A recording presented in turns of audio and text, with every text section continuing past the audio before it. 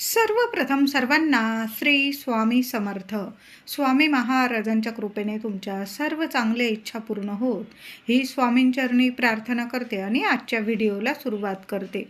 2 मार्च 2026 सोमवार दिवशी हुताशनी पौर्णिमा म्हणजेच फाल्गुन पौर्णिमा, होळी पौर्णिमा आलेली आहे. तर पौर्णिमा प्रारंभ होणार आहे संध्याकाळी 2 मार्चला संध्याकाळी 5:55 ही पौर्णिमा तिथी प्रारंभ होणार आहे आणि दुसऱ्या दिवशी 3 मार्च रोजी सायंकाळी 5:07 ही पौर्णिमा तिथी संपणार आहे. बऱ्याच लोकांकडून तुम्ही ऐकलेलं असेल की होळीला, यंदाच्या होळीला चंद्रग्रहण आलेलं आहे. तर नाही, चंद्रग्रहण हे 3 तारखेला धुलिवंदनच्या दिवशी असणार आहे. दुपारी 3:20 ते संध्याकाळी 6:48 असा 3.25 तासाचं हे चंद्रग्रहण असणार आहे. मोठं चंद्रग्रहण आहे, पण होळी सणावर चंद्रग्रहणाचा कुठलाही वाईट परिणाम नसून आपल्याला होळी दहन म्हणजेच प्रज्वलित होळी करायची आहे. ती 2 मार्च रोजीच करायची आहे. संध्याकाळी 6 वाजेपासून ते रात्री 9-10 वाजेपर्यंत तुम्ही अगदी आनंदाने होळीचे दहन करू शकता, पूजन करू शकता. नैवेद्य, पाणी, सर्व पूजा वगैरे आपल्याला होळीची 2 मार्चला संध्याकाळी 6 वाजेपासून रात्रीच्या 10-10:30 वाजले तुम्हाला चालेल. अगदी शुभ मुहूर्त आहे. दुसऱ्या दिवशी सूर्योदयापासून ते संध्याकाळी 6:48 चंद्रग्रहणाचे वेद नियम सर्वांनी जरूर पाळा. ज्यांना म्हणजे ज्या गर्भवती महिला असतील, अशक्त, लहान लेकरं, त्यांनी यावर्षी धुलिवंदन वगैरे नाही खेळला. तुम्ही 8 मार्चला रंगपंचमीचा उत्सव खेळला तुम्ही तरीही चालेल. बाहेर निघू नका, शांत घरात बसा. तुम्ही जर वेद नियम पाळता, मोठ्यांचं ऐकतात, तर आवर्जून गर्भवती महिला असतील, अशक्त व्यक्ती आणि ज्यांना हे चंद्रग्रहण अशुभ ठरणार आहे अशा राशीच्या लोकांनी सुद्धा आणि लहान लेकरं असतील त्यांनी सर्वांनी धुलिवंदनच्या दिवशी 3 मार्च रोजी चंद्रग्रहण लागल्यावर घरात बसा.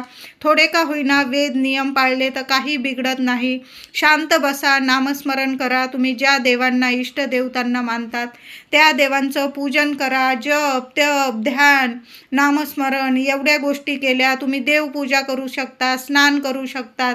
या काळात सर्व म्हणजे आपण जर देवांची सेवा केली तर 1000 पटीने आपल्याला पुण्यफळ मिळत असतं. आणि जे मंत्र, स्तोत्र आपण या ग्रहणाच्या काळात आपण बोलतो, पठण करतो ना, तर उजळून निघतात असं म्हटलं जातं. म्हणून या वेळात, या काळात, चंद्रग्रहणाच्या काळात 3.25 तासाचं हे मोठं चंद्रग्रहण आलेलं आहे. तर 3 मार्च रोजी दुपारी 3:20 ते संध्याकाळी 6:48 हे असं चंद्रग्रहण असणार आहे. 3 तारखेला सकाळी सूर्य उगवण्यापासून ते संध्याकाळपर्यंत या चंद्रग्रहणाचे वेद नियम सर्वांनी जरूर पाळायचे आहे. तर होळी पौर्णिमा म्हणजेच हुताशनी पौर्णिमा, फाल्गुन पौर्णिमा या दिवशी आपण होलिका उत्सव साजरा करतो. तर हा सण कसा साजरा करतात? आता बरेचशा लोकांना मनात प्रश्न पडलेला असेल की 3 तारखेला उदय तिथीनुसार ही फाल्गुन पौर्णिमा आल्यामुळे आपण 2 तारखेला कशी बरं होळी साजरी करत आहोत? तर होळीचा सण एकमेव असा सण आहे जो आपण संध्याकाळ नंतर, प्रदोष काळानंतर साजरा करत असतो. तर होळी पौर्णिमा ही 5:55 2 तारखेला 5:55 ही पौर्णिमा तिथी संध्याकाळी प्रारंभ होणार आहे आणि 3 मार्च रोजी संध्याकाळी 5:07 ही पौर्णिमा ही समाप्त होणार असल्यामुळे आपल्याला प्रदोष काळात 2 तारखेला 2 मार्च 2026 सोमवार दिवशीच होळीचं दहन करायचं आहे, उत्सव साजरा करायचा आहे. आणि तसं पण 3 तारखेला हे चंद्रग्रहण आल्यामुळे आपल्याला 2 तारखेलाच होळीचा सण साजरा करायचा आहे. तर हा सण अगदी शास्त्रानुसार पारंपरिकरित्या कसा साजरा करावा? तर या दिवशी अंगणातील थोडी जागा सारवून घ्यायची आहे. तुम्हाला जिथं होळी साजरी करायची आहे ती जागा थोडीशी सारवून घ्यायची आहे. त्याभोवती रांगोळी काढून घ्यायची.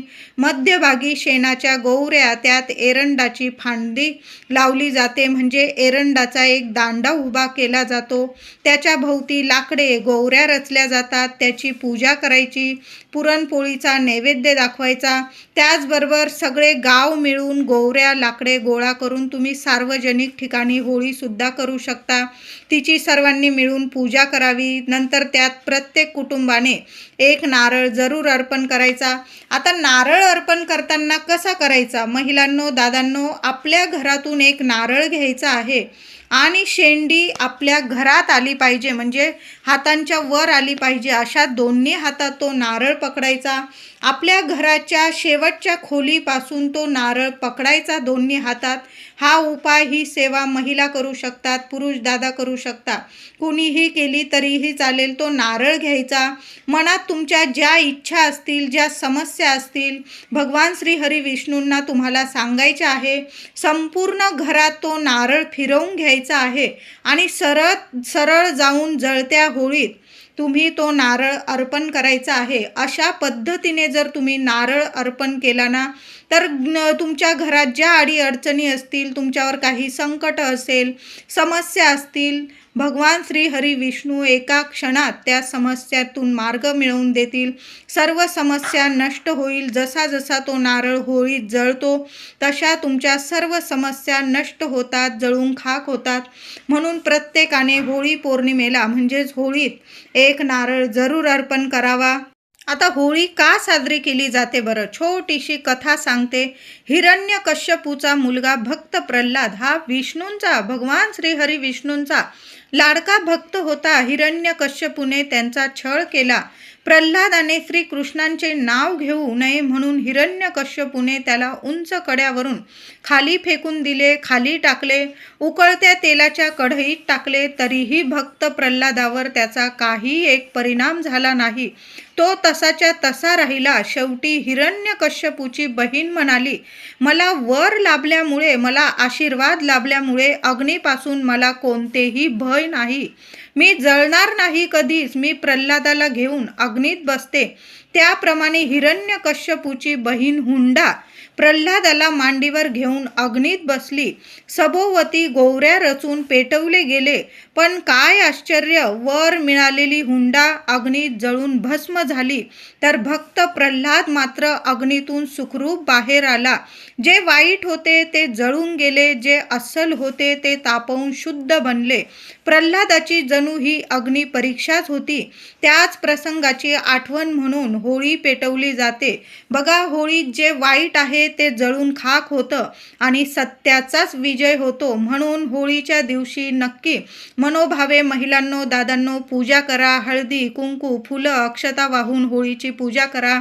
महिलांनो, एक दिवा मुलांची प्रगती व्हावी, मुलांवर कसलंही अकाली संकट येऊ नये म्हणून होळीजवळ तुम्ही एक दिवा लावू शकता. होळीची नीट पूजा करायची आहे. पाणी फिरवून तुम्हाला 3 प्रदक्षिणा घाला, 5 घाला, 7 घाला. होळीला पाणी फिरवून प्रदक्षिणा जरूर घाला. मुलांकडून सुद्धा ही सेवा करून घ्या. मनोभावे होळीला नमस्कार करायचा आहे आणि कुटुंबाकडून एक नारळ होळीला जरूर अर्पण करायचा आहे. आता होळीच्या दिवशी आपल्याला काही उपाय, तोडगे जरूर करायचे आहे. महिलांनो, दादांनो, जरूर करा. जे काही मागे संकट असेल, पीडा असेल, अडचणी असेल, संपूर्ण नष्ट होईल. होळीच्या पवित्र अग्नीत सगळ्या अडचणी संपून जातील, नष्ट होईल, जळून खाक होईल. कुणी शत्रू वगैरे विनाकारण त्रास देत असेल, नजर बाधा लावत असेल, काही बाहेरील बाधा वगैरे करण्याचा तुमच्यावर प्रयत्न करत असेल, जळून खाक होईल आणि भगवान श्री हरी विष्णूंची भरभरून कृपा होईल. असे काही उपाय आणि तोडगे जरूर करायचा आहे. तर होळी पौर्णिमा जरी संध्याकाळी प्रारंभ होणार आहे, तरी पण सकाळपासून उपाय तोडगे जरूर करा. तर होळी पौर्णिमेला लवकर उठायचं आहे आणि आंघोळीच्या पाण्यात, अगदी लहान लेकरांपासून सगळ्यांनी हा उपाय करा. आंघोळीच्या पाण्यात थोडंसं गंगाजल टाका, थोडंसं गोमूत्र टाका, थोडंसं खडं मीठ टाकायचं आहे आणि बारीकसा खडा तुरटीचा टाकायचा आहे. तुरटी इतकी प्रभावी असते की सगळी नकारात्मकता खेचून घेण्याची ताकद तुरटीमध्ये आहे आणि तुमचा चंद्र मजबूत बनवेल. तुरटी तुमचा शुक्र ग्रह मजबूत बनवेल आणि ज्याचा चंद्र शुक्र गुरु ग्रह मजबूत असतो त्याला या जगात लक्ष्मी मातेकडून सर्व काही इच्छित फलप्राप्ती होते. म्हणून या दिवशी होळी पौर्णिमेला सकाळीच हे आंघोळीचा उपाय जरूर करा. राहून गेला तर तुम्ही दुसऱ्या दिवशी 3 तारखेला सुद्धा याच वस्तू थोडं खडं मीठ, गंगाजल, तुमच्याकडं गोमूत्र असेल जरूर टाका आणि थोडंसं बारीकसा खडा तुरटीचा आवर्जून टाका. कितीही मोठा शत्रू असेल तुम्हाला विनाकारण त्रास देत असेल तुरटी या वस्तू पाण्यात टाकताना भगवान श्री हरी विष्णूंचं तुम्हाला नामस्मरण करायचं आहे आणि मग आंघोळीचा उपाय करायचा आहे. लहान लेकरांना सुद्धा तुम्ही उपाय करू शकता. हा महिलांनो, होळीच्या दिवशी आणि दुसऱ्या दिवशी चंद्रग्रहण आहे त्या दिवशी सुद्धा एक पवित्र पाणी आपल्या घरात दारात शिंपडून द्यायचं आहे. काय करायचं आहे? आंघोळीनंतर हा उपाय करा. थोडंसं पाणी घ्यायचं आहे, चिमूटभर हळद टाकायची आहे, गोमूत्र टाका, गंगाजल टाका, गुलाबजल टाका. या सर्व वस्तू तुम्हाला लागणारच आहे आणि या सर्व वस्तू आपल्याकडं हव्याच आहे. तर या सर्व वस्तू पाण्यात टाकायचं आहे. एक कापराची वडी बारीक करून टाकायची आहे. सर्व पाण्यात मिक्स करा. हळद, गोमूत्र, गुलाबजल, गंगाजल, कापूर वडी या सर्व वस्तू पाण्यात मिक्स करायच्या, 5ही वस्तू. आणि ते पाणी तुम्हाला तुमच्याकडं स्प्रे बॉटल असेल किंवा हाताने जरी तुळशी पत्राने शिंपडून दिलं तरीही चालेल. ओम नमो भगवते वासुदेवाय नमः या मंत्राचा जप सर्वांनी करा. नाही काही जमलं ना, भगवान श्री हरी विष्णूंचा जप करा. कितीही संकटात असाल त्यातून बाहेर काढतील तुम्हाला भगवान श्री हरी विष्णू आणि माता लक्ष्मीची कृपा होणार आहे आपल्यावर. म्हणून मंत्र जप चालूच ठेवायचे आहे दोन्ही दिवस, होळीच्या दिवशी सुद्धा आणि चंद्रग्रहणाच्या दिवशी सुद्धा मंत्र जप चालूच ठेवायचे आहे. आणि हे पाणी महिलांनो 2-3 वेळा शिंपडावं लागलं ना तुम्हाला चालेल. होळीच्या सकाळी शिंपडा, संध्याकाळी शिंपडा. पुन्हा दुसऱ्या दिवशी 3 तारखेला चंद्रग्रहण लागणार आहे, वेद लागणार आहे. ते वेद लागताबरोबर जरी तुम्ही पाणी शिंपडून दिलं घरात चालेल. आणि जेव्हा चंद्रग्रहण संपणार आहे ना संध्याकाळी 3 तारखेला संध्याकाळी 6:48 तेव्हा सुद्धा आपल्या घरात तुळशी पत्राने थोडं थोडं हे पाणी शिंपडून द्या. नावाला सुद्धा तुमच्या घरात कुठली नकारात्मकता उरणार नाही. तुमच्या घरात सकारात्मकता येईल, दैवी अनुभव येतील.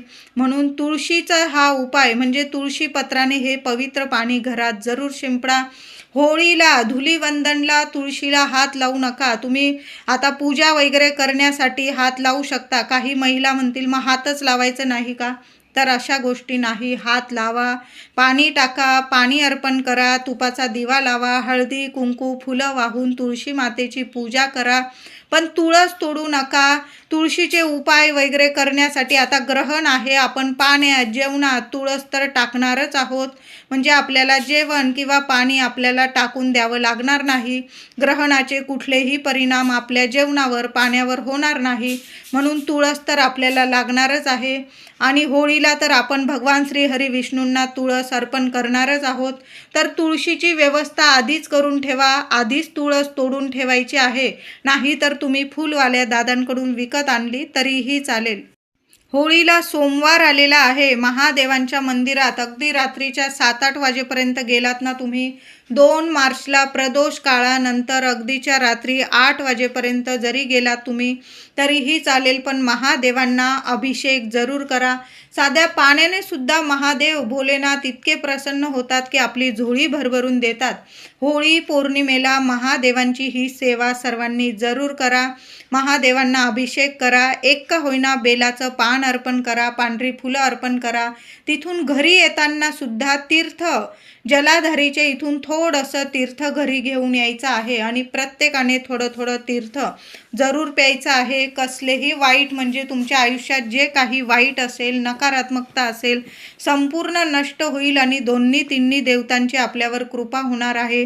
होळी सण तर भगवान श्री हरी विष्णूंचाच आपण मानत असतो. या दिवशी भगवान श्री हरी विष्णूंची सेवा तर आपण आपण करतो, पण होळी सण भगवान भोलेनाथांची सेवा करून आपल्याला साजरा करायचा आहे. म्हणून महादेवांच्या मंदिरात जरूर जा. महिलांनो, दादांनो, महादेवांच्या शिवपिंडीजवळ एखाद्या कोपऱ्यात आपल्या दिव्यामुळे कुणाला त्रास होणार नाही अशा कोपऱ्यात एक तुपाचा दिवा जरूर लावून या. गाईच्या तुपाचा दिवा जरूर लावून यायचा आहे. त्या तुपाच्या दिव्यात एक कापराचा तुकडा, अगदी बारीक जरी टाकला ना चालेल, पण एक कापराचा तुकडा जरूर ठेवून आणि मग तो दिवा प्रज्वलित करा. तुमच्या ज्या इच्छा असतील त्या बोलून घ्या आणि महादेवांसमोर एक दिवा जरूर प्रज्वलित करा. आता होळीची पूजा करण्या अगोदर महिलांनो, तुळशीजवळ दिवा लावतच असतो आपण संध्याकाळी, तर एक चौमुखी दिवा तुम्हाला मुख्य दाराशी सुद्धा लावायचा आहे आणि मग बाहेर जाऊन तुम्हाला होळी मातेची पूजा करायची आहे. तर एक मातीची पंती जरी घेतली तरीही चालेल. त्यात दुहेरी वात टाकायची आहे, लांब वात टाकायची आहे. अशा 4 वाती टाका. जे तेल देवांसाठी दिव्यांसाठी वापरतात ते तेल टाका. एखाद्या कागदावर, एखाद्या ताटलीत तो दिवा ठेवायचा आहे. माता लक्ष्मीचं नामस्मरण करा. दिव्याला हळदी कुंकू अक्षता वाहून दिव्याची पूजा करा आणि आपल्या मुख्य दाराशी उजव्या साईडला डाव्या साईडला बघू नका, तुम्हाला जिथं जागा मिळेल ना तिथं तो दिवा प्रज्वलित करायचा आहे. उंबरठ्याला हात लावून तुम्हाला प्रार्थना करायची आहे आणि उंबरठ्यावर सुद्धा एक मातीच्या पंतीत थोडेसे तांदूळ, अख्खे तांदूळ घ्यायचे. त्यात 5 लवंग चांगल्या फुलाच्या बघून घ्या. थोडीशी पिवळी मोहरी असेल तर पिवळी मोहरीची मुठभर ठेवा आणि 2 कापराच्या वड्या ठेवायच्या आहे. कोपऱ्यात ठेवा, कुणाचा पाय लागणार नाही अशा ठिकाणी. आणि मग तुम्हाला होळीची पूजा करायला जायचं आहे. कळालं असेल माझ्या सर्व मैत्रिणींना. एक चौमुखी दिवा दाराशी लावा आणि आपल्या उंबरठ्यावर मातीच्या पंतीत थोडे तांदूळ, 5 लवंग, 1-2 कापराच्या वड्या आणि थोडीशी पिवळी मोहरी या वस्तू ठेवून मग होळीची पूजा करायला जा. होळी मातेची पूजा करून आल्यानंतर घरात तुम्ही याल तर तेव्हा आपल्या उंबरठ्यावर या वस्तू तुम्हाला जाळून टाकायच्या आहे.